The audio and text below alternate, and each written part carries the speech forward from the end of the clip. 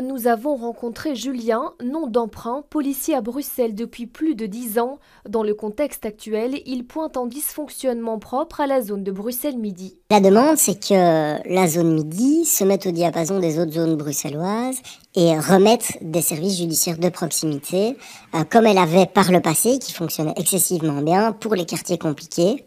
On a vu que ça portait ses preuves, et au moins, comme ça, une fois qu'on aura fait ça, on sera très légitime pour demander au fédéral des moyens en plus. Concrètement, il demande plus d'enquêteurs sur le terrain. Ils empêchent le trafic de stupéfiants de s'implanter dans ces quartiers de façon fixe. Vu qu'il n'y a plus d'enquêteurs en rue, en civil, qui harcèlent ces dealers au jour le jour, eh ben ils prennent leurs aises, ils s'asseyent et ils contrôlent la zone. Et donc, une fois que vous avez un point de deal fixe, vous avez la recette parfaite pour les fusillades. Voilà la réaction obtenue par le chef de corps de la zone de Bruxelles-Midi.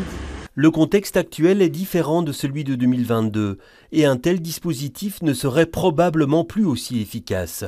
Mais nous cherchons des solutions pour sortir de cette crise rapidement et pour garantir la sécurité dans nos quartiers.